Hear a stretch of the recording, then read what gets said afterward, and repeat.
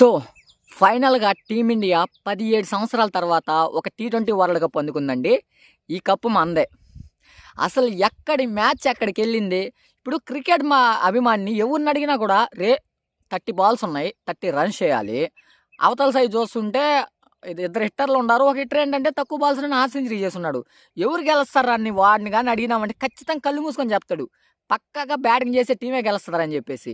ఆ విధంగా 30 బాల్స్‌లో 30 రన్స్ చేయాల్సినప్పుడు ఖచ్చితంగా ఎవరైనా కూడా ఖచ్చితంగా బ్యాటింగ్ చేసే వాళ్ళే అంటారు కన్ఫామ్‌గా. అలాంటప్పుడు మన టీమిండియా ఏ విధంగా బౌలింగ్ చేసి గెలిపించుకుందో ఆశ్చర్యమండి అసల. ఎవరు కూడా అనుకోరు ఇండియా గెలుస్తారని చెప్పేసి. మన వాళ్ళకి కూడా కొంచెం తక్కువ అంచనాలే ఉండుంటాయి.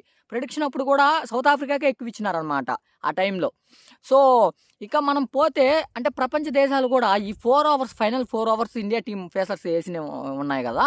ఖచ్చితంగా ఒత్తిడిలో టీమిండియా బౌలర్‌లాగా ఎయాలిరా అంటే మనల్ని చూసి నేర్చుకుంటారు. ఆ విధంగా పెర్ఫార్మ్ చేసినారనమాట అందరూ కూడా. ఇక టీమిండియా బ్యాటింగ్ చూసుకున్నట్లయితే ఫస్ట్ ఓవర్‌లో 3 4లు వచ్చాయండి. చాలురా మంచిగా స్టార్ట్ అయిందిరా. సెకండ్ ఓవర్‌లో కూడా రోహిత్ శర్మ 2 4స్ అయితే కొట్టారు. ఇంకేం కావాలనుకున్నాం. అంటే మంచి స్కోర్ వస్తదనుకున్నాము.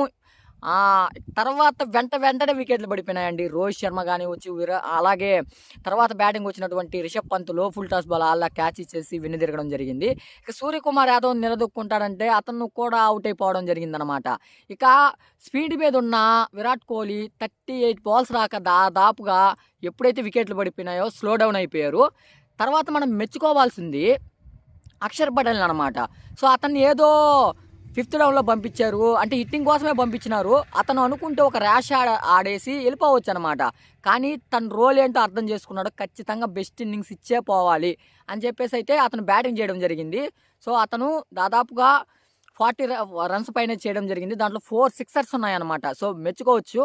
ఇక టీమిండియా సో, లాస్ట్‌లో విరాట్ కోహ్లీ కొంచెం అంటే బాల్ టు బాల్ ఉండే విధంగా హాఫ్ సెంచరీ చేసినా కూడా తర్వాతైతే ఫైనల్‌లో హిట్టింగ్ చేయడం జరిగిందనమాట.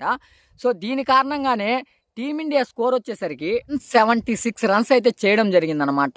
ఫైనల్‌లో శివన్ దూబే కూడా సూపర్‌గా అయితే ఆడడం జరిగింది. సో, ఇక మన వాళ్ళు అంటే ఒకానొక దశలో గాని అంటే అక్షర్ పటేల్ కూడా నిదానంగా గాని కోహ్లీ లాగానే గాని స్టార్టింగ్‌లో గాని ఆడుంటే మాక్సిమం 150 స్కోర్ వచ్చేది. దానిపైన అయితే వచ్చే అవకాశం అయితే ఉండేది కాదు. సో, అక్షర్ పటేల్‌ని కూడా ఇక్కడ మెచ్చుకోవాలన్నమాట.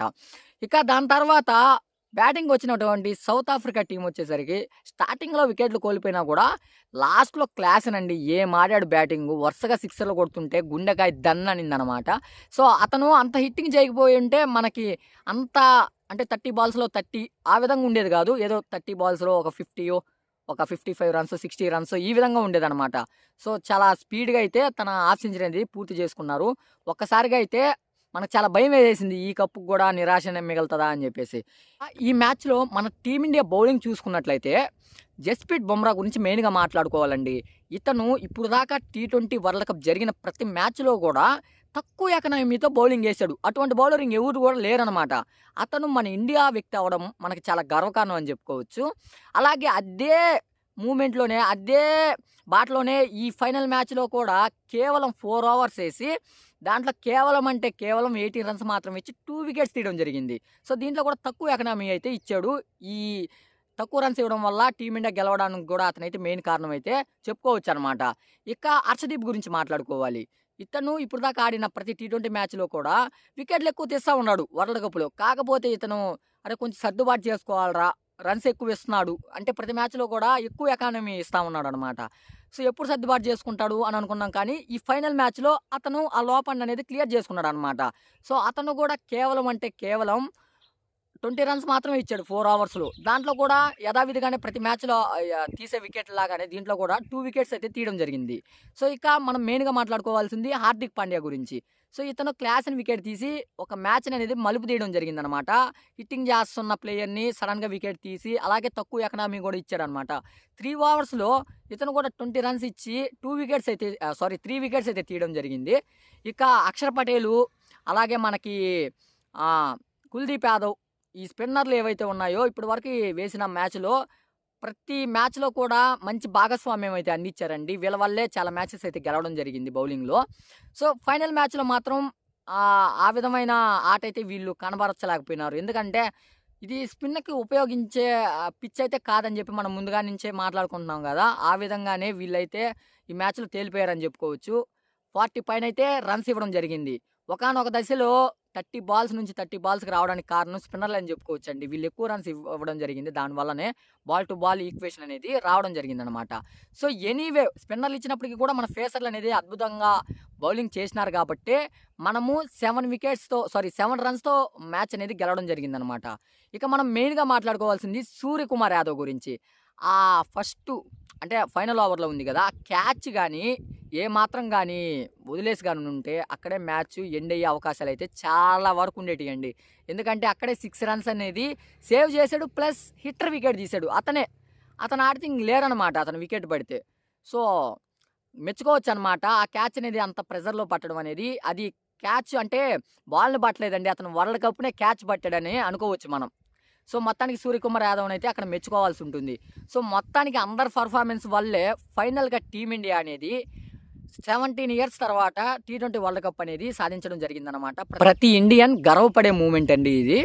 ఇంకోటేందంటే మనము కప్ గెలిచినప్పటికి కూడా కొంచెం బాధైతే ఉండిపోయింది. ఎందుకనంటే ఫైనల్‌లో మనతో తలపడింది సౌత్ ఆఫ్రికా. సౌత్ ఆఫ్రికా కాకుండా ఏ ఆస్ట్రేలియానో, ఏ ఇంగ్లాండ్, ఏ పాకిస్తానో ఉంటే అబ్బా! ఇంకా ఆనందం అనేది రెట్టింపయ్యేది. కాకపోతే అక్కడ సౌత్ ఆఫ్రికా చాలా బాధేసింది. ఎందుకంటే వాళ్ళు కూడా ఫస్ట్ టైమ్ అనమాట.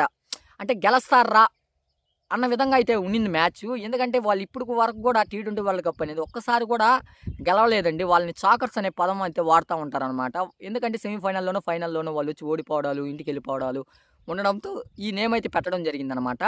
ఈ నేమ్ వాళ్ళు ఈ మ్యాచ్ చాలా అంటే చెరిపేస్తారనుకునే లోపు మళ్ళీ అదే పదాన్ని వాళ్ళైతే తీసుకోవడం జరిగిందనమాట. ఉండిపోయింది. ఇక చాలా ఎమోషనల్ అయ్యారు వాళ్ళు కూడా సౌత్ ఆఫ్రికా ప్లేయర్స్ కూడా. చూసుకున్నట్లయితే మిల్లర్ అయితే చాలా అంటే చాలా బాధపడ్డాడు. ఇక వాళ్ళు కూడా మనకు గట్టి పోటీ అయితే ఇచ్చినారు. ఒకానొక దశలో అందరూ కూడా ఖచ్చితంగా సౌత్ ఆఫ్రికానే గెలుస్తది అన్న మూమెంట్‌కైతే ఎళ్లారనమాట. ఇక మెయిన్‌గా మాట్లాడుకోవాల్సింది ఈ పాకిస్తాన్ ఆళ్ళనమాట. మన టీమిండియా ఈ వరల్డ్ కప్ గెలవడంతో వాళ్ళు కుళ్ళంతా చూపిస్తా ఉండారు. ఏమంటున్నారంటే ఫ్రాడ్ చేసి టీమిండియా వరల్డ్ కప్ అనేది గెలవడం జరిగింది. చాలా చాలా కామెంట్స్ అయితే చేస్తున్నారనమాట. ఈళ్ళు మనం గెలిచిన ఈ విజయాన్ని జీర్ణించుకోలేకపోతున్నారు. కుళ్ళంతా చూపిచ్చేస్తున్నారు. వీళ్ళ మీద ఒక వీడియో అయితే చేద్దాము. ఈ వీడియోలు చెప్తే బాగోదులే. సో, మొత్తానికి ఇది గాయ్స్ వీడియో. అంటే ఎవరన్నా కొత్తగా చూస్తుంటే సబ్స్క్రైబ్ చేయండబ్బా! కొత్త ఛానలు. క్రికెట్ గురించి వదలకుండా ప్రతి ఒక్క అప్డేట్ అయితే ఫాస్ట్‌గా చేయడానికైతే ట్రై చేస్తాను.